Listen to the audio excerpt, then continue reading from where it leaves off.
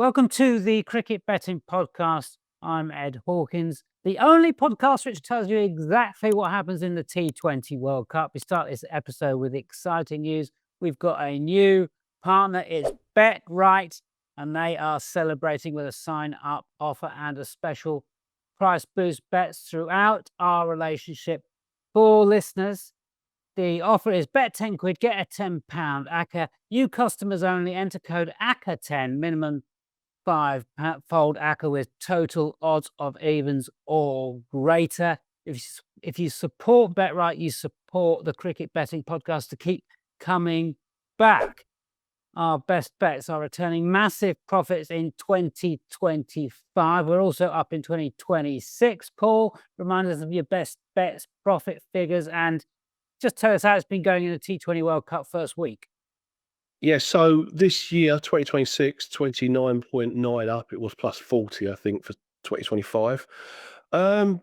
First week, profitable, not hugely profitable, mixed, to be honest. Good on the sixes. But the disappointment to me has been on the runs markets because they're coming in a bit lower than expected. And I'm having a bit of a rethink on that, to be honest with you. Thinking of South Africa today against Canada and England yesterday against Nepal. I just thought they were batting a bit tentatively. They weren't really going for the big scores you might see in IPL. So I think we probably will get some huge scores, one or two somewhere, but I don't think it's going to be quite like the IPL. Richard Mann, how are you doing? And best bets, profits, please, for 2026, a reminder. Good evening, and yes, up 1760 for 2026 so far. I've enjoyed it so far. I mean, the associates have made it great fun, haven't they? They've not quite pulled off that big shot with their efforts probably deserved, but it's been great watching. Tough beat of Brad Evans today, though, for VIP subscribers. Dear me, lost by 2 runs on economy at 4-1, but we move on. Interesting what Paul said. I feel like the runners' lines have just been too high for the big teams. They've just been insanely high, and we haven't. I do think we will get a big bang soon, but it is very strange looking at par lines of sort of 230. It's hard to get your head around. It really is. Yeah, a bit of stat work on Cricinfo actually about the downward trend in World Cups actually for runs. The franchise relationship with runs, it doesn't translate to T20 World Cups. So go and have a look at that. I think Paul's probably right to recognise the trend early doors. Brad Evans, as Rich has just mentioned, nasty one for the VIP. Took 3 for 18. That's not good enough to win you a top bowler bet these days. 3 for 16. Won it for Muzarabani. 3 for 17 ain't good enough either. Poor Richard Navarra backers also lost. So potential derivative market, player props markets for some of these big win rates that we'll be talking about on this show. What is on this show? We've got South Africa versus Afghanistan, Australia versus Ireland, England versus West Indies. We've got the best bets for those games, teams, pitch reports, strategies, player win rates, as I've said. And we are getting nice winners on VIP. The Dutch, we were on there for a handy trade against Pakistan. Super Sunday was 3 out of the 4 winning. We are returning 8% ROI. If you want to get subbed out to that VIP channel, do so in the comments below. We're going to start with talking the outright, and a big factor, and it's sort of breaking news, I suppose, is that Pakistan are going to play India. The boycott has been chucked out. They've all got around the table and decided they do want to play after all. That's how sweet. So the Super 8 groups, very much projected, is still on. In Group 1, India, Australia, West Indies, South Africa, and then Group 2, England, New Zealand, Pakistan, Sri Lanka. It doesn't matter where those seeded teams finish in their respective first group phases. Those are the Super 8 groups. That's how they'll be set up. Paul, good, bad, and different news for, say, England, that Pakistan look like they're going to make it now, or they certainly have the opportunity to win a match against India. Well, it doesn't make a huge difference to my mind because, okay, they're slightly likely to qualify now. and that, I guess, is a slight negative for England. But we were expecting them probably to qualify anyway, and they could still lose to a minnow. Indeed, they're playing America tomorrow. That could well be an upset. I think the bigger difference, to be honest with you, is what the effect on tops markets for the series, because India now get their extra match. And that was the one negative for backing an Indian player in the top bowler batsman market, but not anymore. That's right. Abhishek Sharma, we are on the top tournament bat, and he could do with a flipping extra game as well after a duck against America. Goodness me. T20 outright, courtesy of BetRight then. 5-4 India, 5s Australia, South Africa, England being pushed out a little bit, 11-2 after Nepal gave them an almighty scare, 9-1 New Zealand, who extremely impressive. We'll talk about them. 12-1 Pakistan, Sri Lanka 25s alongside West Indies, the same. Afghanistan 66s, 5-1 bar. Rich, what you thinking? Or is it too early to think anything? Don't panic. You look on social media and there's so much reaction to some of these iffy performances from the test playing nations, but it's such early doors, and tournaments aren't won in this first week, are they? They may well be lost, but the big teams did win those games. But you don't win it here. Poor performance. No one's remembering that once you get to the final, semi-final. So I'm, for instance, if I'd backed India, I wouldn't be panicking at all. It's, they're going to get through and they're going to get better and better. I think a lot of the sides, it just has a look that they're just sort of feeling their way into it at the moment. I think we've seen with the batting, I thought West Indies was a really good example against Scotland. They kind of knew if they got 180, 190, they were going to win. And the opening pair just made sure that they got them into a solid enough position, and that was it. But you feel like if they felt they needed to get 240, they would have at least had a go. So I won't be panicking. I'm pretty sweet on South Africa, not discouraged by the performance against Canada. It wasn't A1, but they'll just get better, I'm sure. India 8-11 for the final with BetRight. England 2-1. They were a 5-2 headline tip on VIP to do so. Kiwis at 4, South Africa 11-4. Thoughts, Paul? I mean, India, we talk about those short prices. What if they have a bad day at the office in a key game?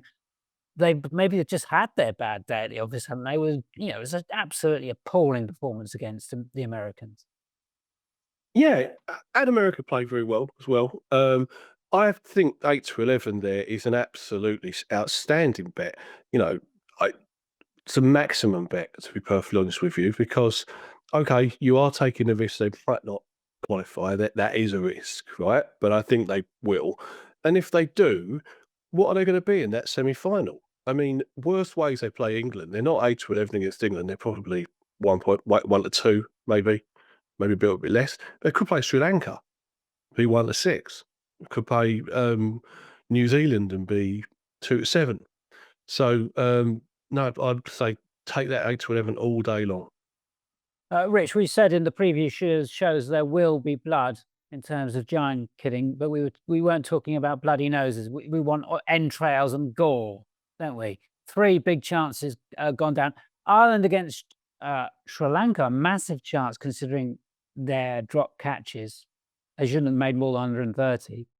That's the best chance of an upset gone. Yeah, sadly, I think it has. We should have had 3 in the first weekend, and then you've mentioned Ireland. If they'd have caught there, that would have been another one. The Netherlands should had Pakistan beat. They had them dead and buried. Get this, 690 in running on the Betfair exchange with the Netherlands. Went as short as 1.2 only for pennies, but nevertheless, I mean, good grief.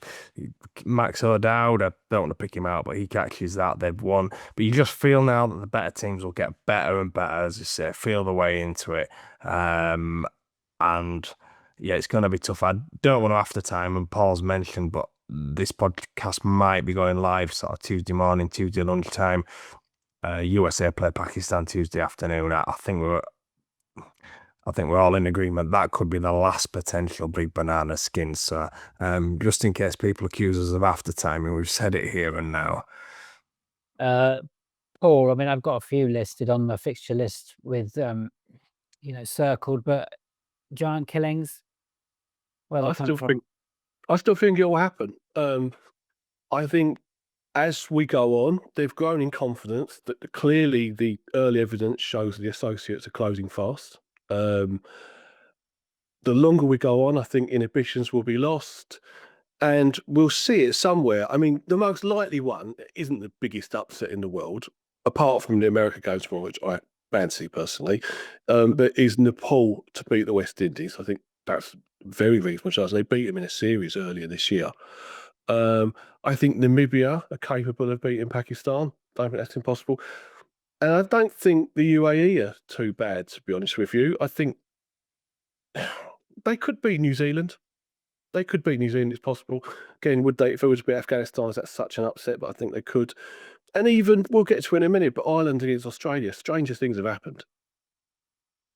Fair 15, India versus Pakistan. Maybe that is the upset. And the caveat is that they may well have already happened by the time you listen to this. I've got Namibia versus Pakistan at the SSC, potentially. And Paul's just mentioned Sri Lanka versus Zimbabwe.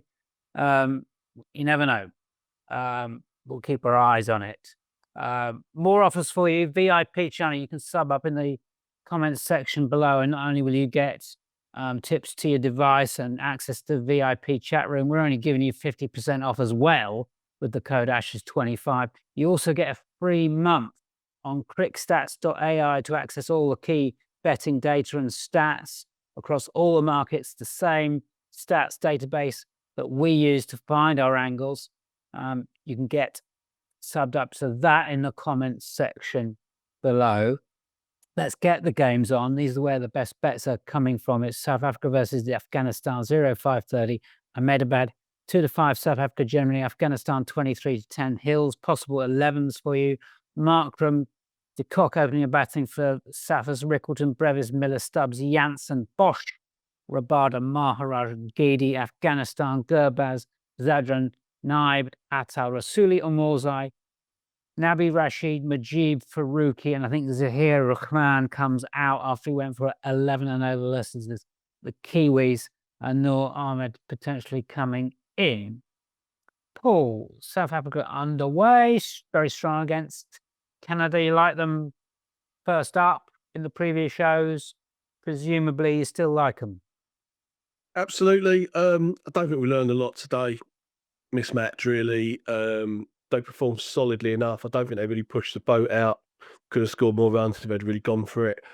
I don't really see a weakness in them, to be honest with you. I mean, and only India looks superior.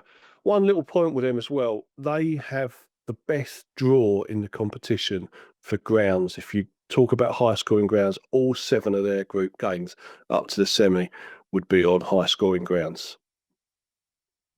Interesting. I wonder if that's what happens when they get on a dung heap. Keep that in mind. Maybe a little bit undercooked if they do. Sorry, I just don't mean to rain on the South African parade there. Richard, I think New Zealand probably produced the performance of the tournament so far against Afghanistan in Chennai. Afghanistan in a little bit of trouble here on a road. Yeah, you would say so. It's probably the worst condition. I mean, this ground generally, as Paul would say, is one of the better grounds in the IPL for runs, and it really will suit South Africa, whereas you think Afghanistan want a little bit of spin. But I did think Afghanistan performed well against New Zealand. Like you said, New Zealand were really good. I mean, the Phillips Seaford partnership was absolutely top class. But you just feel that South Africa, it's just that top 6. You just feel that they've got 200, 210, 220 in them pretty regular, and you don't feel that Afghanistan have got the muscle to go with them. If it's a 160 plays 160 game, fine, but it's just such a strong top 6. Well, top 7 and 8 really when you put Bosch and Janssen in there as well. A reminder: Afghanistan, the ultimate one-dimensional team, number 1 ranked bowling on economy, but as Richard says, where's the batting power? They're bottom ranked on strike rate in all matches since the end of the last World Cup. Paul, you know this ground. We've done a ground guide. Richard's just said it. 160 plays 160 there in the game. Do they get that surface here? Yeah, I think they do, but they get a good service. It's been really reliable. Ahmedabad in the IPL.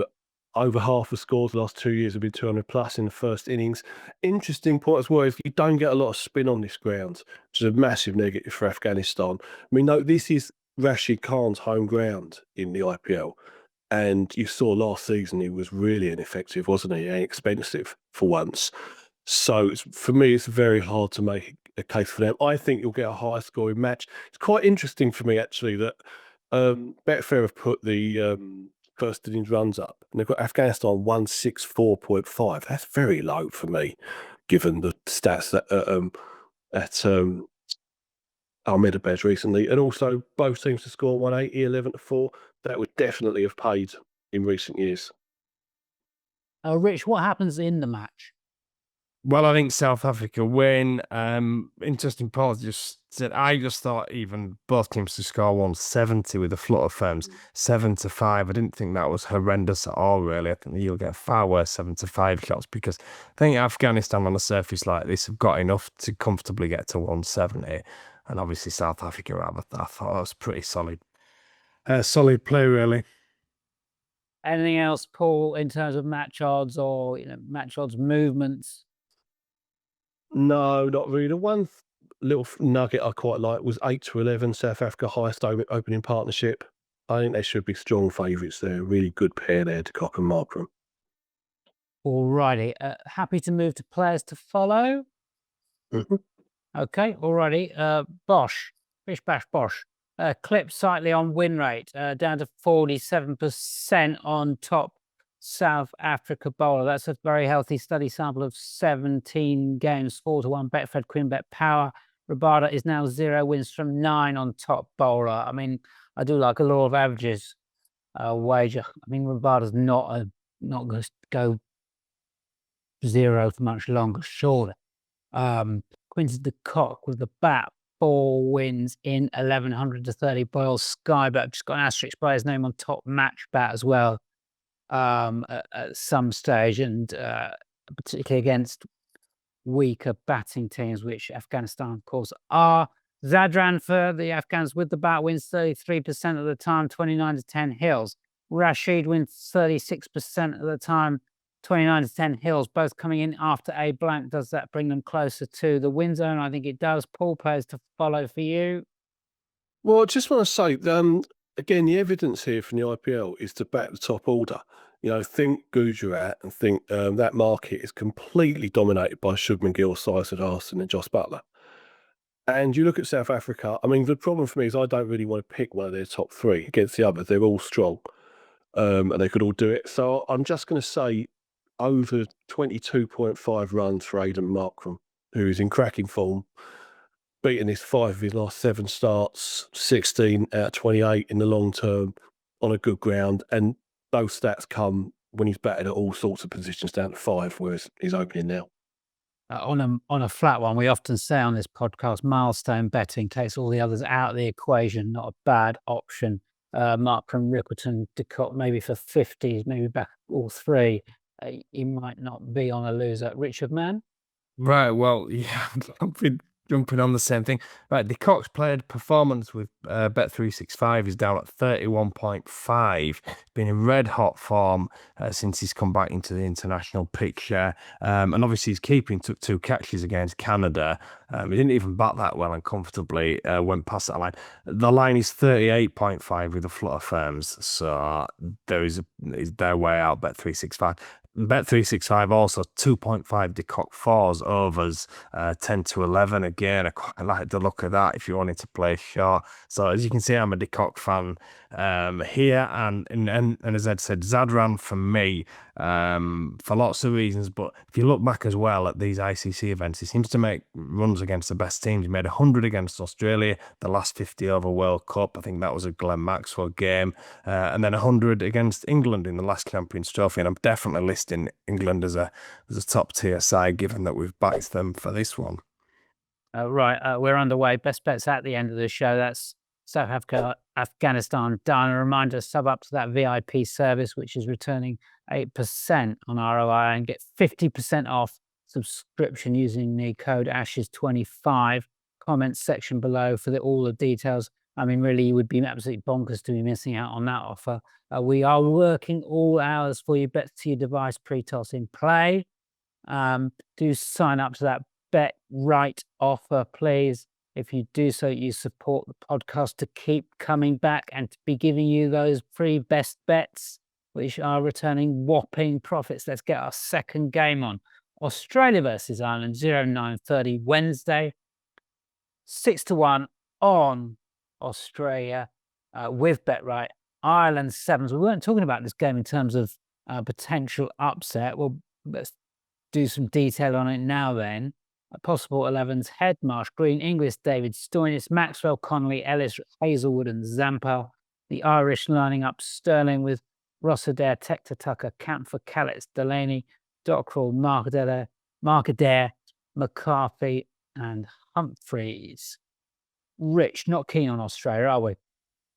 No, because I think at this ground we'd all agree we're going to get spinning conditions, and they've just been thumped 3-0 by Pakistan in spinning conditions in Pakistan. And let's be right, that Netherlands game didn't exactly give Pakistan a form boost. Big question marks against Australia's ability to play spin, and then how they'll cope with the big three pacers. So it looked pretty grim for them, actually. I know we've said that before and had egg on our faces, but they definitely look a team to oppose. Whether Ireland are good enough to take them down is another question, though. Probably an asterisk by Hazelwood as well at this stage, isn't it? Rich might come back in later. Maxwell, was it? Or David, wasn't it? Those two might not be ready. They've had so many injury issues. I mean, they have been unlucky on that front. Ball in particular looks very inexperienced. I suppose the one thing you would say is if they're going to get spinning conditions here, the ones that they want, Zampa's here, so and obviously they'll get overs out of Maxwell against the lefties, Connolly, so they do probably have spin covered, but nevertheless the big guns aren't there. All right, Mitch Owen, certainly one to come in potentially for Tim David if he hasn't overcome that hamstring injury, and with the ball, Dwarshuis Bartlett for Hazelwood if he's not ready as well. Paul, quick lament on Ireland, drop catches. I mean, their fielding was poor, wasn't it? What did you see this happening in this game? I mean, what a tragedy that was for Ireland. I mean, you can't overstate how bad it was. Sri Lanka were looking like they could be. I mean, with anywhere half competent fielding, they'd have been all out for 120. Sri Lanka. A lost count number of catches that were dropped or boundaries. Yeah, and sixes given away as a consequence of the catches. Yeah. But it was just disastrous. And then you had this one utterly catastrophic over from Barry McCarthy. We just kept bowling no balls. So without that, they would have had a very chaseable total. And as it was, they were in the chase for a long way, Ireland. They just fell apart at the end. I think the bigger lesson of that was just how poor Sri Lanka were, to be honest with you. But to be fair to Ireland, they did bowl very well in the slow conditions. All of them really, with the exception of McCarthy. Delaney, Dockrell, Markadair, very effective at the death. So they could give Australia a game here, I think so. I don't see why not. Yeah, I had a look at the surface, and that will certainly help. Australia haven't. Let's do a bit of a ground guide. It's the RPS all-night matches there. Massive bias and 20 from 26 won by the Chaser. RPO 7.6. Filter that for the last 5 years. 10 out of 13. The Chaser RPO 7.1. First innings 150 or more busted in only 4 of those 13. Richard, simple. Ireland in the chase. Just can't trust them. I'd be staying away from that and looking at in-play angles, runs, and a couple of other pointers. I just couldn't trust them. Paul, can I get you on board with Ireland in the chase? Yeah, well, I concur with what Rich said. I think I prefer in-running angles. But let's just wait and see, because if Australia bat first, right, the par line could be crazy. I mean, it was 190 near enough, 185, 190 for Sri Lanka, right, on a pitch where the highest first innings ever is 173 in our 5-year sample anyway. I can see Australia having a good first 2 overs and going like 108 or something stupid like that. And at that point, it might be worth having a little trade on Ireland. I'm not ruling them out, but I think the better angle is probably to do runs or something like that in running. Well, that's my next question, really. An angle on the ground. Sixes we've been doing nicely on VIP. Total match runs potential here with bookmakers obviously having to try to pitch it with the toss because it's a different quote if Ireland bat first as opposed to Australia batting first. Absolutely. Well, I mean, the run line is 311.5. That has, in my sample, which is only T20 internationals, 5 years, that unders has won 12 out of 13 times at 311.5, usually by a long way. But even better is sixes. So Betfair have sixes at 13.5. That has won 13 out of 13 in T20 internationals. The highest was 12. And 9 of the 13 produced 8 or fewer sixes on this ground. And you saw this the other day. Even with all these disasters, there were still only 4 sixes in the match. As I say, also think Aussie runs is bound to be really high. They bat first. And as I say, the highest score in those 13 games in the first teams was 173. A nugget from Richard Mann, please. Yeah, well, just all on the same lines. I mean, historically in Sri Lanka, it's always been great playing unders just after one partnership as well. I mean, if Travis Hedges gets away against a new ball, Patharana sprays it about a bit. I mean, the line will shoot up even further. So that's when you'd tell. I quite like no 50 in the match at 9-2. That Bet365 a standout 9-2, 7-2 elsewhere. I mean, if Ireland bat first, that is going to be very hard. The 50 is going to be very hard to land anyway. But I'd happy taking on the Aussies in spinning conditions. Highest individual match score with 7-bet is 63.5. I think that's quite high as well. And obviously, Paul's mentioned sixes. Loads of unders, ways to play here. Player win rates then now. We've got price boosts courtesy of BetRight for our next game, which is England for this game, which we'll talk about in a second. The Irish numbers are Texture at 29% top back. He has just one. So BetRight have boosted Paul Sterling to 3-1. He's won 2 of the last 15. Matt Humphries is 92 with Hills for top Ireland bowler. Humphries is a slow left arm bowler. And if you just think back to what Mohamed Nawaz, the same style of bowler, did to Australia pre-tournament, to consider whether that is value. Richer players. Well, I think Irish players only. Sorry, Irish players. Well, I think Tector and Tucker, and those are the class players, aren't they? At 3 and 4, take your pick. I mean, Tucker's a really good player as spinner. I think Tector, finally admitting, is the better player. I've had this argument many times on Twitter, but Tucker does play spin well. So take your pick there. They both played really well, didn't they, in that case? But obviously, once they got out, it fell away. They're the class acts in this Irish lineup. I'd split with those. And Dockwell, bowled well. He hasn't done a lot of bowling recently, but he bowled really well against Sri Lanka. And again, he's another left arm, a similar style to Nawaz. So he's another one to consider alongside Humphries. Paul, anything on Ireland players? Yeah, I've got 2 player performance bets that I really like. First of all, you get 11-10 Mark Adair over 20.5 with Betfair.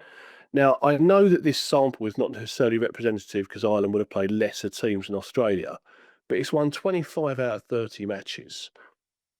We know Adair can bat. I could back him at 60-1 top Ireland batsman, to be honest with you. He's no mug, right? And there's every chance he's going to get a bat here against Australia. So if he can get 1 run, we just need 1 wicket. And he's the death bowler. And he bowled really well in these conditions the other day. So I love that. And also, just building on what Rich said, Lorcan Tucker, 23.5 player performance. It's not asking a lot. He's the wicket keeper. And we're talking about, is it out of question that he gets a stumping somewhere? Australia trying to hit it out of the ground on a spinning pitch? Stumping on this ground in that game against Ireland, wasn't there? When Sri Lanka were bowling. Now then, we do have a fancy on top Australia bowler, and this is where our tie-up with BetRight pays off, because we will say every week to BetRight, do us a special price for the Cricket Betting Podcast, and they will oblige. And Adam Zampa has been boosted for your ears to top Australia bowler at 7-2. It's best in the market as we record. Paul Krishnamurti, why do you want that bet? Conditions. Zampa is highly effective on a pitch that is spinning, right? And particularly against non-subcontinent sides. Ireland are very weak against spin. And also, remember that with Zampa's longer term stats, they're usually involving Australian sides that involve Hazelwood, maybe Cummins, etc. Other batsmen. Here he's in a pretty weak Australia bowling lineup in ideal conditions. So I think that's a really solid bet of the week, really, at 7-1. 7-2, yeah. He's tuned up as well, Zampa. I've spoken about him before. It does like to come in warm, so to speak. He's someone who takes his time to find his rhythm and what have you. And I think he's done that in that series against Pakistan. So he's not coming in cold. BetRight have also boosted Travis Head to 3-1 top Australia bat. Green has 5 wins from 12. You can get 9-2 generally. Mitch Marsh 5 wins from 18, 16-5 with power.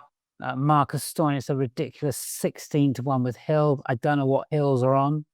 Don't think I want any of it. Richard Mann. Yeah, well, Stoinis kicked off our month, didn't he, with a big winner on VIP in that Pakistan series. He only played 1 game.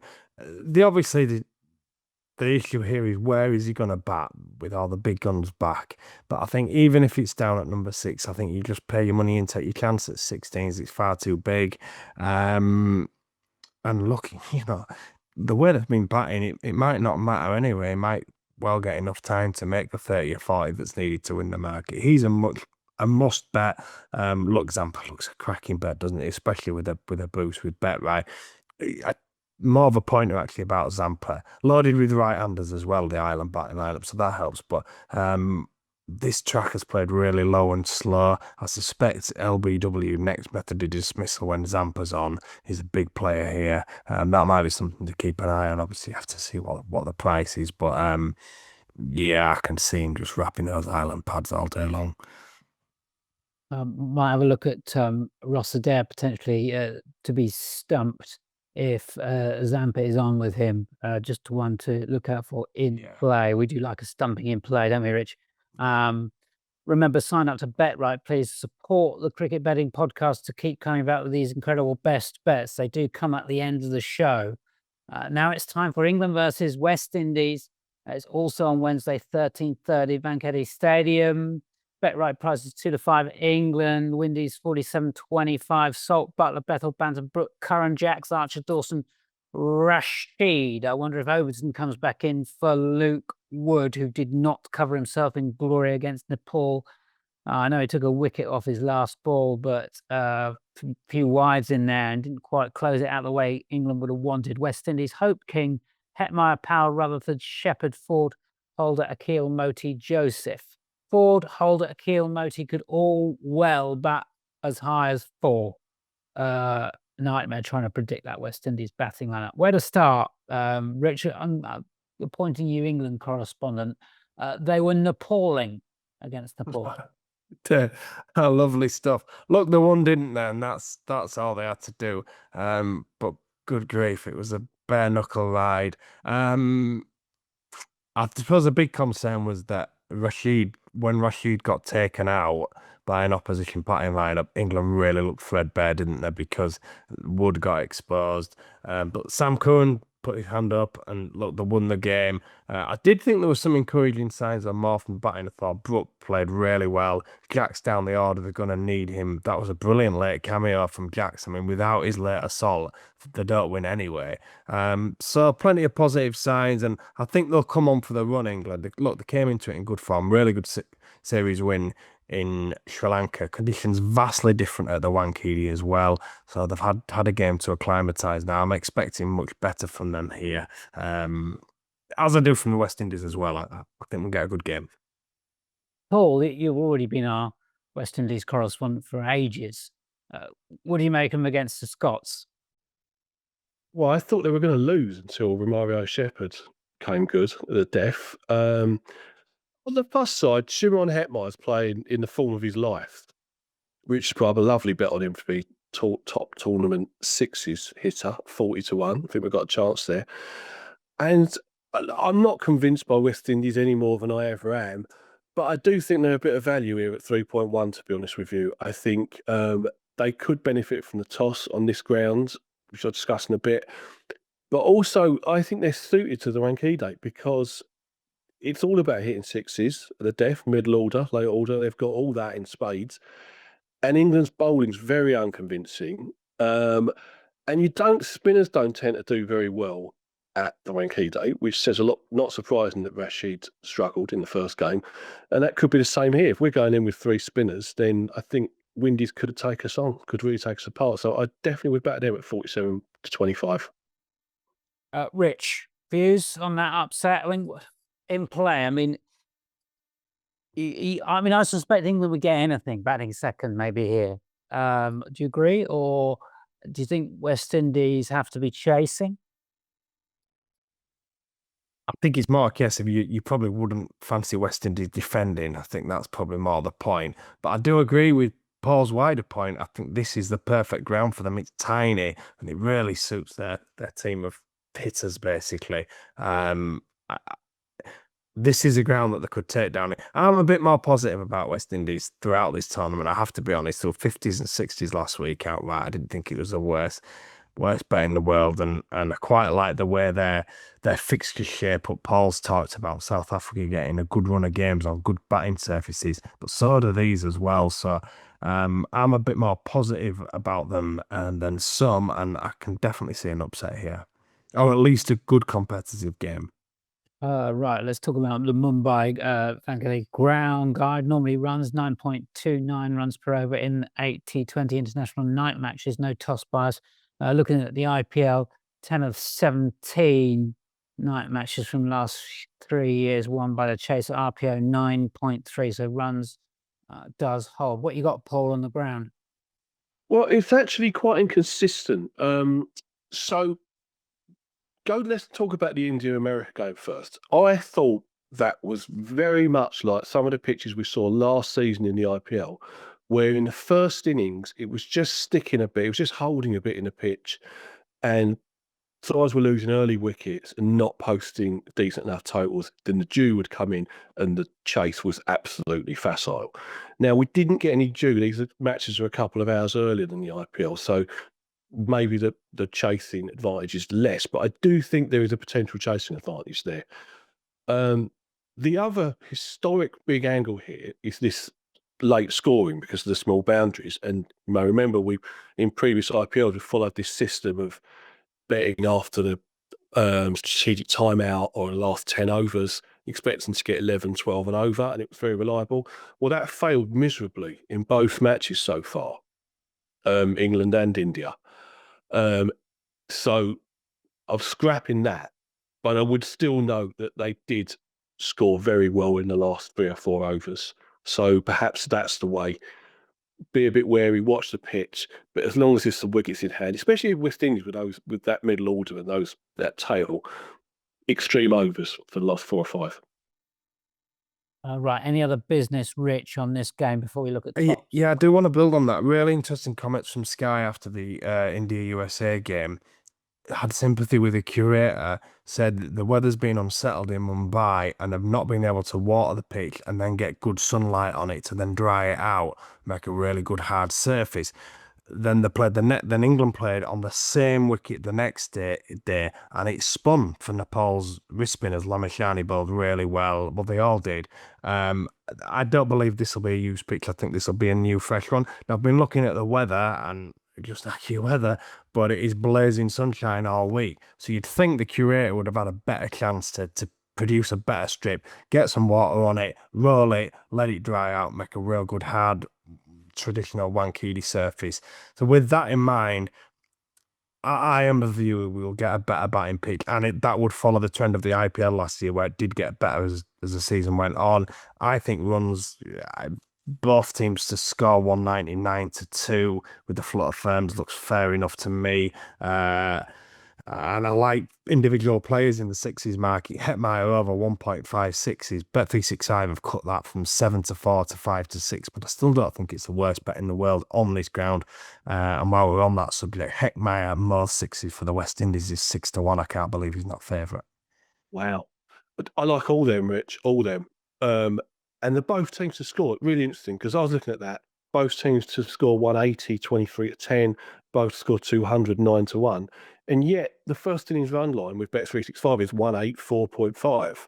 So one's got to be wrong in my book. And I think you're right. If it's blazing sunshine, hopefully we'll get a better pitch now.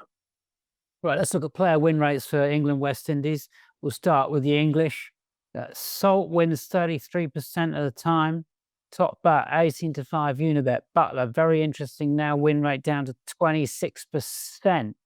So after first time in a long, long time, the 3 to 1 is no good because that's 25% implied probability.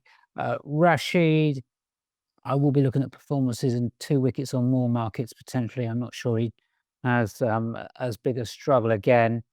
West Indies, Hope is, I think, is in the win zone, 27%, 16 to 5 with Hills.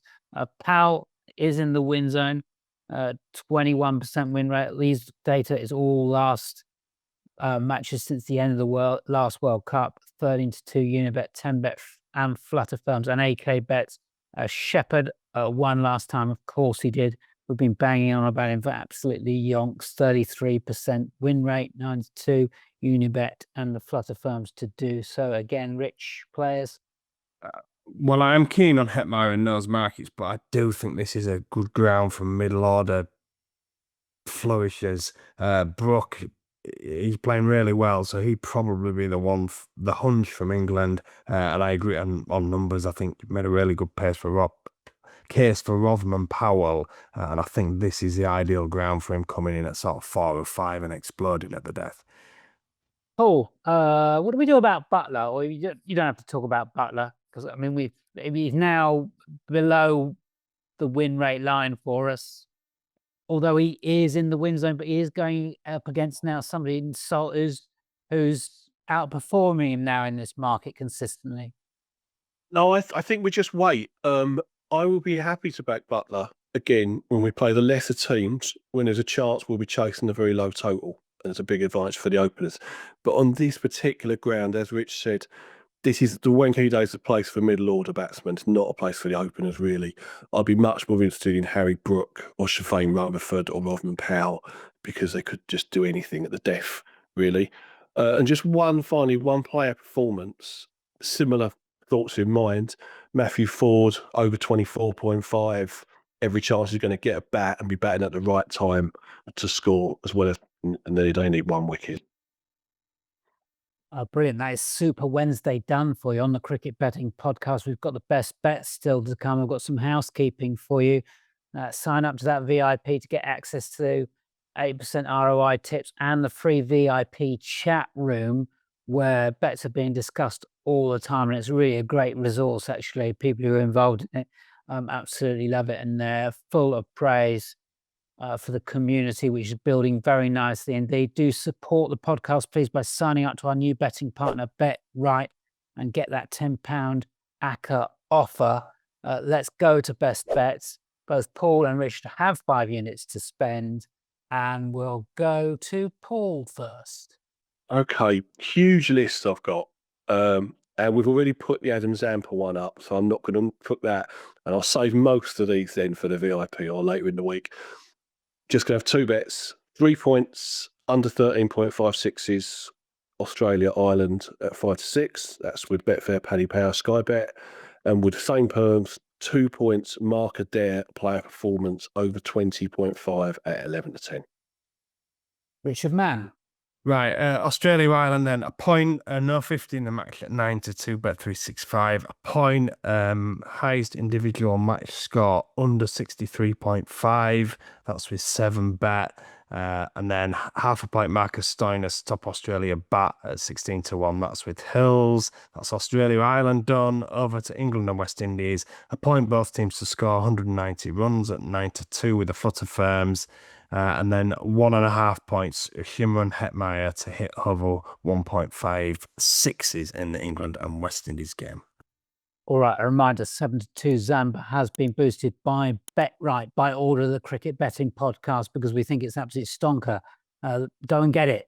That has been the Cricket Betting Podcast for Super Wednesday. 3 games done. Best bets for all those 3 matches.